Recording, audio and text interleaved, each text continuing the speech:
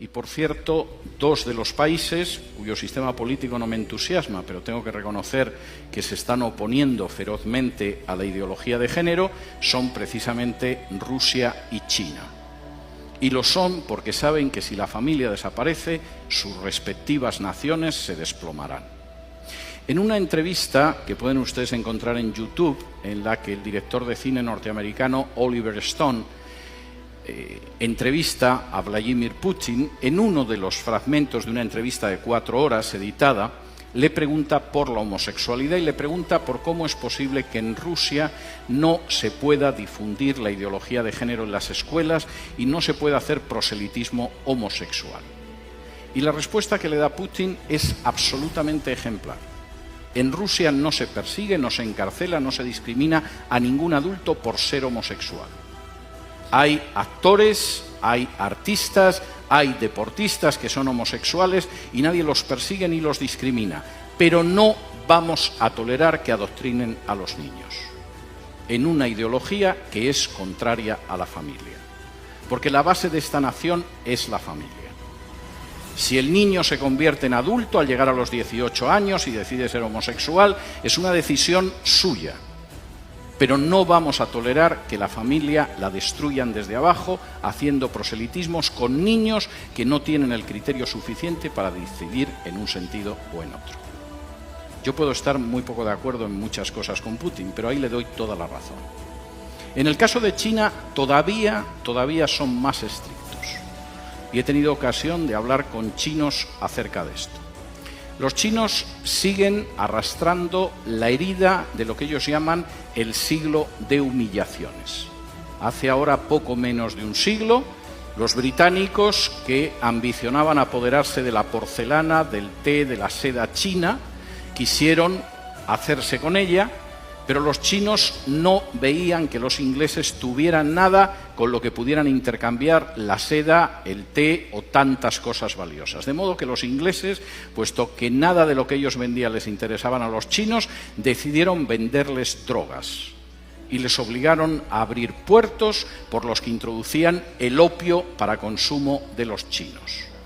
Los chinos se opusieron, la Marina británica era más poderosa, y después de perder 2 guerras no tuvieron más remedio que aceptar puertos extranjeros que introducían el veneno de la droga en China y que sumieron durante prácticamente un siglo a China en el mayor sometimiento y la mayor explotación a potencias extranjeras que había vivido en una historia milenaria.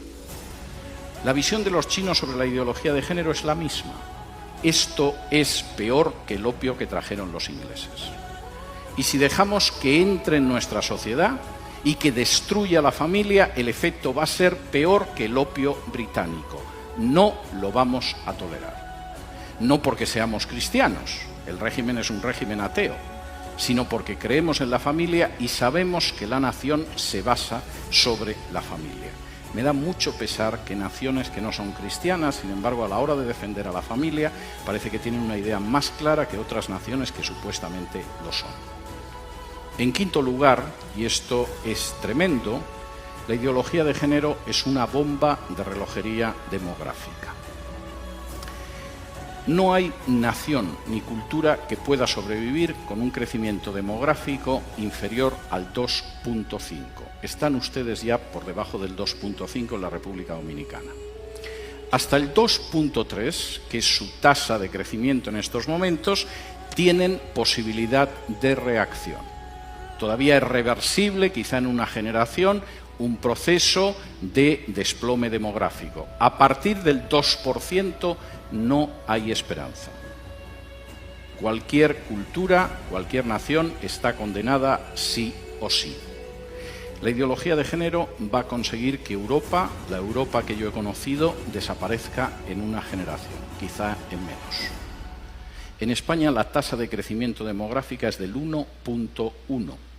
Es normal, hemos matado más de 1 millón de criaturas en el vientre de sus madres, siguiendo la supuesta salud sexual y reproductiva. La tasa de crecimiento de los musulmanes en España es del 8.1. Como ven, el futuro que le espera a la cultura española y a la nación española no es ideal. Reduzcan ustedes su tasa de crecimiento. bajen del 2,3 en el que están ahora a un punto de crecimiento demográfico donde se condenen a sí mismos como país y como cultura. Y después solo falta que puedan entrar en masa inmigrantes de otro país sin ningún tipo de control y la República Dominicana que ustedes conocen habrá desaparecido antes de un cuarto de siglo. Denle las gracias a la ideología de género en ese sentido. Finalmente, y esto me parece muy importante, la ideología de género es un ataque directo contra la soberanía nacional. Finalmente, no es algo que deciden los políticos de este país. Los políticos de este país, en muchos casos, ignoran qué es la ideología de género, como los políticos de otro país. En otras ocasiones solo piensan en su propia promoción personal. Un político sin apenas importancia puede acabar siendo ministra de la Mujer o ministro o secretario general de políticas de igualdad o cosas de este tipo. Les han asegurado la vida para los próximos 30 o 40 años engañando a la población.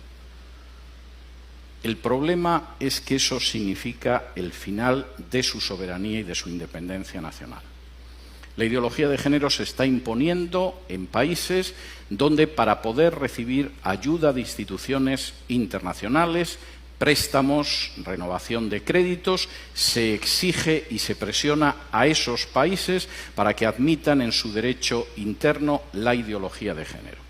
Y he tenido la posibilidad de hablar con dirigentes de países de Hispanoamérica y no de Hispanoamérica que tenían que confesar las angustiosas presiones que habían recibido de organizaciones ligadas a Naciones Unidas o al Departamento de Estado de Estados Unidos para admitir la ideología de género en su seno o enfrentarse con una situación difícil desde una perspectiva económica.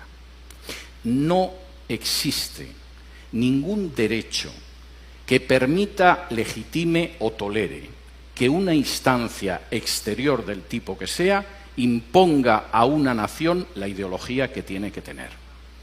Por muy pequeña que pueda ser esa nación, por muy reducido que sea su peso en el concierto internacional, por muy joven incluso que pueda ser en términos históricos, no existe organización internacional, fundación privada o país extranjero que tenga derecho a imponerle la ideología de género.